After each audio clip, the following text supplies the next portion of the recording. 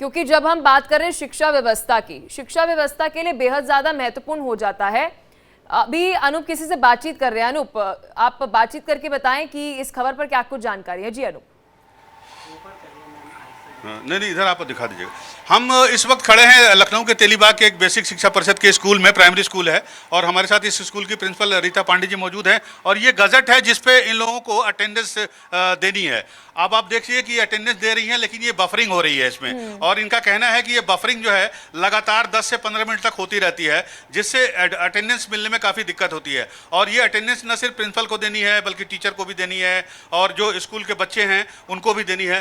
तो ये दिक्कत होती है। मैम, तो ये दिक्कत रोज होती है आपको? रोज होती है। रोज होती है जी, दोनों टाइम होती है, मॉर्निंग में भी होती है और हम लोग को शाम को जो अटेंडेंस देनी होती है उसमें भी होती है। अच्छा। तो इसकी आप लोगों ने कभी वो बात की लोगों से, अपने अधिकारियों से या विभाग में आपने उन्हें कहा इसके बारे में कुछ? हाँ, सारे जो हमारे संघ के पदाधिकारी लोग हैं उन्होंने भी बताया है। अच्छा। और मुख्य समस्या ये है कि जो लोग दूर से भी आते हैं, मान लो इन एनी हाउ हम लोग समय से पहले, बहुत 1-2 घंटा पहले निकल के पहुँचे भी, तो भी ये समस्या हो जाती है कि ये वर्क नहीं कर रहा है प्रॉपरली। तो हम लोग ऑनलाइन अटेंडेंस के बिल्कुल विरोध। तो सिर्फ एक यही प्रॉब्लम है या डिस्टेंस की, मौसम की, या दूसरे कामों की? आप लोगों से दूसरे काम भी लिए जाते हैं? बिल्कुल, बहुत सारे काम लिए जाते हैं। और हम, जैसा कि मैं बता रही हूँ, मैं ये बेसिक शिक्षा परिषद का कंपोजिट विद्यालय है, 1 से 8 तक की कक्षाएं हैं, और सिर्फ मैं सिंगल टीचर हूँ और एक शिक्षा मित्र है। तो आप बताइए, 8 तक की क्लासेज में 6 विषय होते हैं, और 6 विषय अपने आप में एक जैसा कि 6th 7th 8th के लिए होते हैं, सब्जेक्ट स्पेशलिस्ट होना चाहिए, math, science, English, geography, history का, और उन सारे सब्जेक्ट्स को लेने के लिए मैं एक सिंगल टीचर हूँ। तो ये बड़ी मुश्किल हो जाती है मुझे कि अटेंडेंस लेने में ही मेरे को 1-1.5 घंटा लग जाता है। तो दैट इज मतलब एक ये बिग प्रॉब्लम है। दूसरी प्रॉब्लम ये है कि कुछ टीचर, आपने कहा कि दूर से भी आते हैं। दूर से आते हैं, उनके लिए भी दिक्कत है। मौसम हर दिन एक जैसा नहीं रहता है, हर दिन सही नहीं रहता है। जब बहुत तेज बारिश हो रही है, कन्वेंस की प्रॉब्लम हो जाती है। मेरा भी एक सवाल रहेगा मैडम से कि अक्सर हम देखते हैं प्राइवेट स्कूल्स के अंदर भी इस तरह की अटेंडेंस जो है वो होती है, प्राइवेट कंपनीज में भी होती है, तो ये बात तो उन पर भी लागू होती है कि वे समय से अपने ऑफिस के अंदर पहुंचे। तो बारिश तो तब भी हो सकती है, कुछ भी हम देख सकते हैं, दुविधा हो सकती है। जी अनूप, एक सवाल हमारे स्टूडियो से पूछा जा रहा है कि स्कूल तो प्राइवेट भी होते हैं, ये सरकारी स्कूल है, तो प्राइवेट स्कूल के टीचर तो टाइम से पहुंच जाते हैं, अटेंडेंस भी लगा लेते हैं, अगर डिजिटल है तो भी। हम लोग भी टाइम से पहुंच जाते हैं, हम लोग भी टाइम से पहुंचते हैं, हमेशा समय से पहले पहुंचते हैं।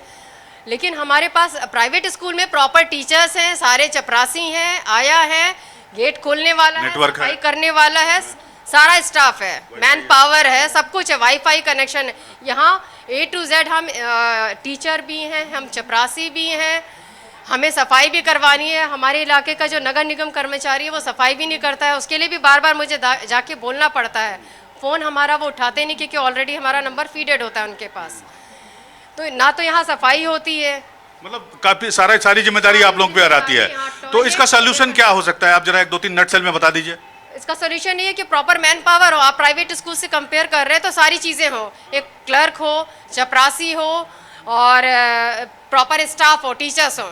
आप इतना दे दीजिए, हमारा स्कूल बिल्कुल बेहतर चलेगा। और हम सब टीचर्स क्वालिफाइड हैं, कंपटीशन के थ्रू आए हैं। आप हमें कंपेयर कर रहे हो उनके साथ, हमारे पास गुणों की कमी नहीं है, साधन की कमी है। साधन की कमी है। तो ये है तकलीफ बेसिक परिषद स्कूल के टीचरों की, प्रिंसिपल की, कि जो इन बच्चों को जब पढ़ाना है, आप देख सकते हैं एक ही क्लास में कितने बच्चे बैठे हुए हैं, इनके पूरे अटेंडेंस लेने हैं, और वाईफाई की सुविधा नहीं है, बाकी स्टाफ नहीं है, संसाधन नहीं है। तो आखिर किस तरह से, इनका कहना है कि अटेंडेंस लेने में ही इनको घंटा 1.5 घंटा निकल जाता है। तो अगर अटेंडेंस में 1.5 घंटा निकलेगा तो पढ़ाई कब होगी? और साथ ही साथ अगर सरकार स्कूलों को या स्कूल के कामकाज को डिजिटल करना चाहती है, तो इनका कहना है कि सरकार को वैसे संसाधन भी मुहैया कराने चाहिए। लेकिन अनूप, मैं यहाँ पर अभी जो ये टीचर थी इनकी बात सुन रही थी, जहां से मैं समझ पा रही हूँ इस खबर पर, अभी जो ये पूरे टीचर्स हैं, शिक्षकों की जो नाराजगी है वो अटेंडेंस को लेकर है कि आप हमारी डिजिटल अटेंडेंस क्यों कर रहे हैं। लेकिन अभी जब भी आपने टीचर से बात करी, वे और कई सारे जो कारण है, जो समस्या उनको आ रही है, उनके बारे में बातचीत करते हुए नजर आई। अटेंडेंस देने में क्यों टीचर्स को प्रॉब्लम है? अगर आप समय पर आ रहे हैं तो ये अच्छी बात है कि आपके तो काम की सराहना होगी कि आप वक्त पर आते हैं, समय पर आते हैं। इस सवाल का जवाब ये दे चुकी हैं।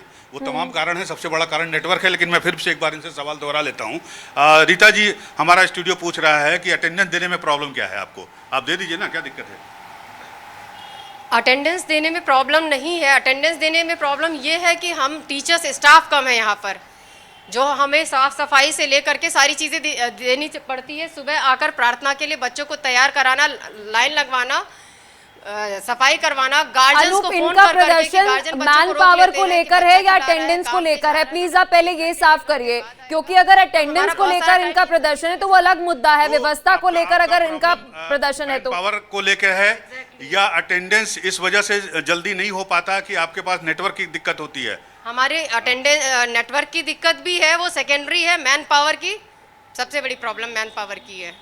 चलिए ठीक है, दो बहुत चीजें शुक्रिया main अनूप हर जानकारी साझा करने के लिए, क्योंकि एक तरफ शिक्षा व्यवस्था को बेहतर करने के लिए सरकार की तरफ से ये फैसला लिया गया कि सभी टीचर्स को अब डिजिटल अटेंडेंस देनी पड़ेगी, तो वहीं दूसरी तरफ टीचर्स, सरकारी टीचर्स इसको लेकर नाराज नजर आ रहे हैं।